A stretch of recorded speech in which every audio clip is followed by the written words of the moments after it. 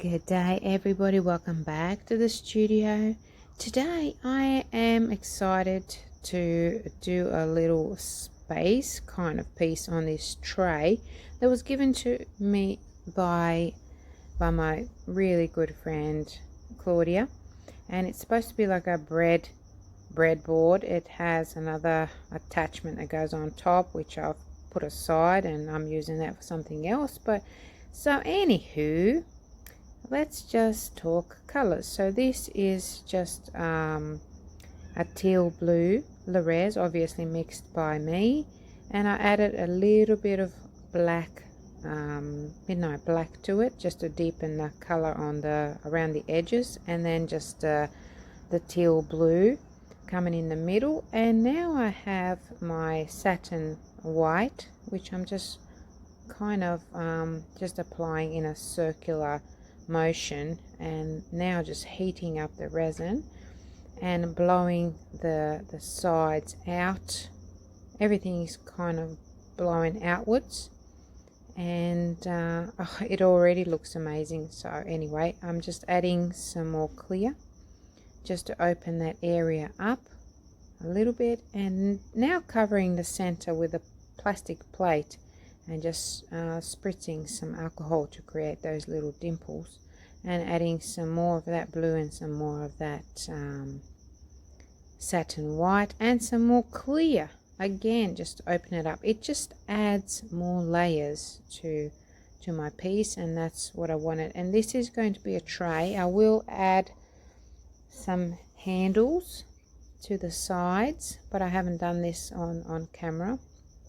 And look at the center of that. Doesn't it look amazing? It just looks like, I don't know, the Milky Way or something like that. So now just adding, just pretty much dipping my skewer into that satin white and just creating little planets or little stars or whatnot. And now just adding some of my abalone shells, just because I just wanted something in the center, and one of them just kind of flew out of my hand onto the side, so I just left it there because I figured, you know, it wants to go there, so I just leave it there. So now I just it's been a few hours and the resin is still a little bit tacky, so I found some little what would you call it, bits and pieces of resin that were left in the cup, and they form and shape a perfect circle, nice thin circle. So I'm just adding them just to add some character and a little bit of you know, shape to my piece. And now just finding some other little pieces which fit that sort of a scene, and some little drips that resemble like little moons and little stars and things that I just I'm adding to my piece, just adding some dimension as well as character, and just focusing on that center where you know, where your eye is kind of drawn to. So just popping those in there, and obviously using my heat gun just to release and just to melt down that resin a little bit to help with the application. This is the next day, and I am so sorry about the difference in the quality of the video. I'm just using a different... Okay, so it's several hours later, and I apologize for the change in the quality of the video. I'm just using a different camera here. So, but you know, simple things are happening. So just adding some resin and then using my tool to kind of dig into that resin, which hasn't set quite yet. So it creates some really nice effects. And now just going around with my Glitz and Glam pigments. I have the Supernova, that's the purpley one. I have the Starlight Blue, which is a bluey one.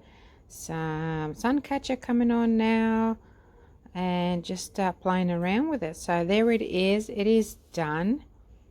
Look at that, the center piece. Wow. So I have actually attached the handles, and I will show you in a second. You'll just see, I didn't video it, but I took some photos of the process.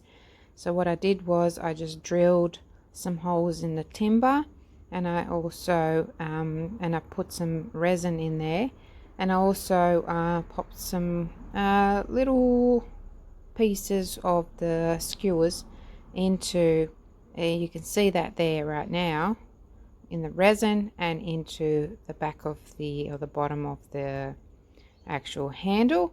And there it is. Doesn't that look great? It's nice and secure. So I hope you're watching, Claudia, because that is the board that you gave me, and I've turned it into a really nice tray. And thank you for watching. Bye.